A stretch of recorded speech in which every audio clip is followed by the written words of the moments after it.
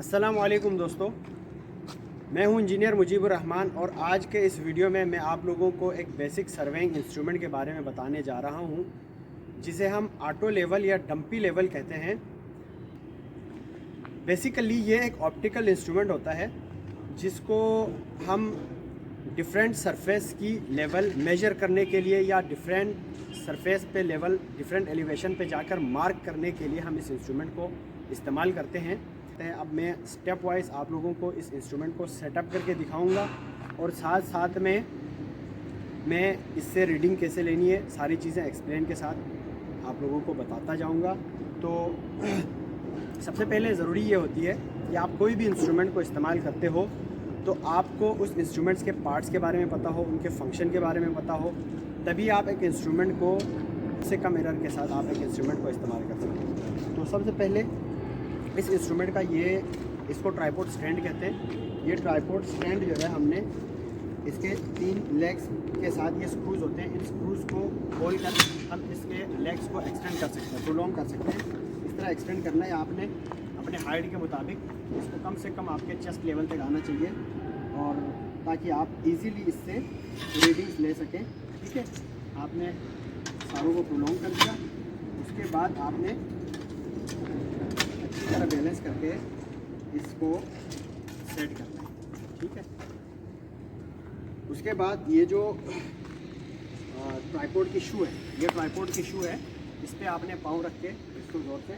दबा देना है ताकि आपका इंस्ट्रूमेंट हिले जुले नहीं। और ये जो है ये हमारे पास ऑटो लेवल है।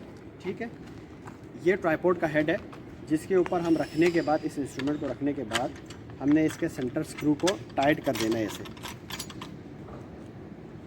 अब उसके बाद जो है नेक्स्ट जो है हमारे पास, जब इंस्ट्रूमेंट को आपने रख दिया, सेट कर दिया, उसके बाद सबसे पहले आपने करना है इंस्ट्रूमेंट को लेवल। तो लेवल करना जो है आप कैसे करेंगे लेवल के लिए सबसे पहले ये जो सर्कुलर लेवल नज़र आ रहा है, ठीक है, इसको हम सर्कुलर वायर बोलते हैं। इसकी ये आपको बताएगा कि क्या आपका इंस्ट्रूमेंट लेवल में है या नहीं। इसको लेवल करने के लिए इन स्क्रूज़ का इस्तेमाल करते हैं। ठीक है, वैसे हम इस लेग को एक्सटेंड करके या इसको कॉन्ट्रैक्ट करके भी हम लेवल कर सकते हैं, लेकिन आसान तरीका ये होता है कि इन स्क्रूज़ को एडजस्ट करें। इनको हम लेवलिंग स्क्रूज़ कहते हैं। इन स्क्रूज़ को लेवल एडजस्ट करते हुए हम इंस्ट्रूमेंट को लेवल करेंगे। अब हमारी इंस्ट्रूमेंट लेवल हो गई है। ठीक है, बबल दिखाएं। ये जब बबल सेंटर में आता है सर्कल के, तो इंस्ट्रूमेंट हमारा लेवल हो जाता है। अब नेक्स्ट जो है ये हमारा ऑब्जेक्ट लेंस है। ठीक है, इस ऑब्जेक्ट लेंस की मदद से हम स्टाफ रॉड को या किसी भी रीडिंग को इसकी मदद से ले रहा होता है। और ये आई पीस है, इसमें भी एक स्क्रू है।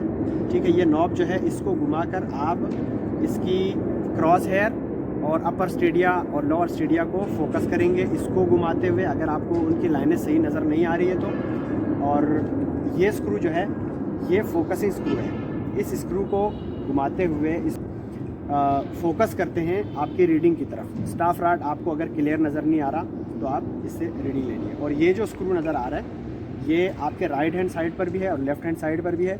ये 2 स्क्रूज जो है ये हम इस्तेमाल करते हैं इस इंस्ट्रूमेंट की फाइन मोशन के लिए।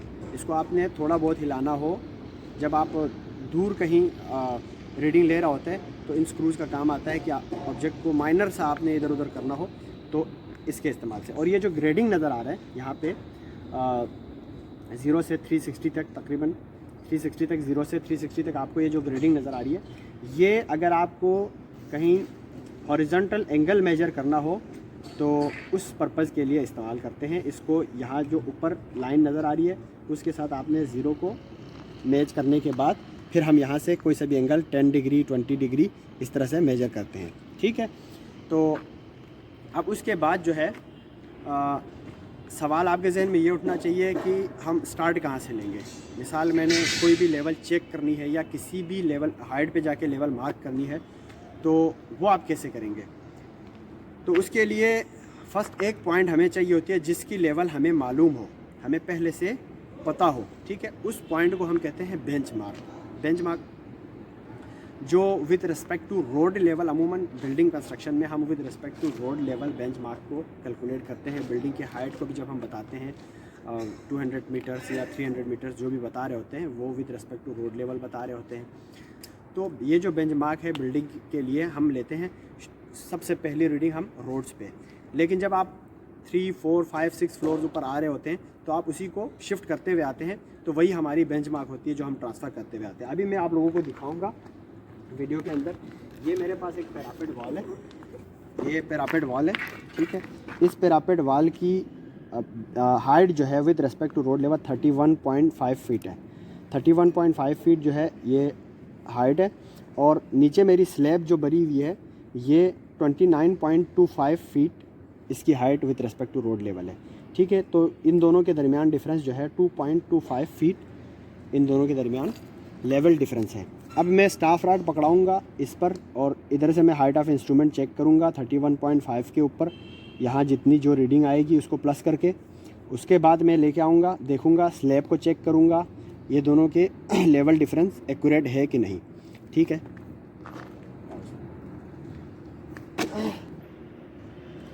तो वहाँ पे मैंने स्टाफ पकड़ा है पैरापेट वाल के ऊपर। मैं चेक करूँगा कि पैरापेट वाल के ऊपर इसकी रीडिंग कितनी आ रही है। ये जो सर्कल नज़र आ रहा है, ये जो एक होल नज़र आ रहा है, इसको हम कहते हैं कॉलीमेटर। ये कॉलीमेटर जो है, आप जब इंस्ट्रूमेंट को अगर दूर कहीं स्टाफ पकड़ा हुआ है तो आपने एक रफ़ फोकस करना हो तो इसके अंदर एक एरो हेड होता है, उसके साथ मैच करके आप इंस्ट्रूमेंट को रफ़ फोकस कर सकते हैं, ठीक है। अब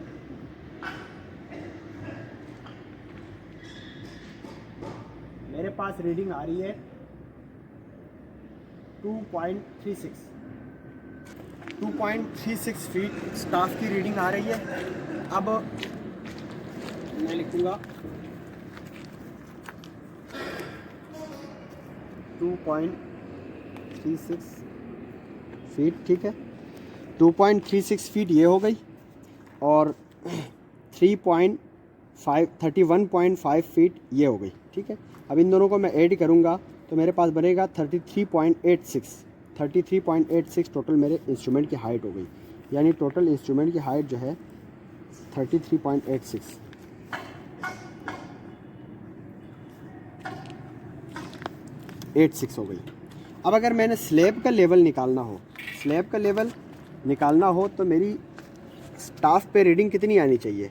स्टाफ पे रीडिंग जो है वो आनी चाहिए, मैं 33.86 में से माइनस करूँगा 29.25 को, तो 29.25 1 6 4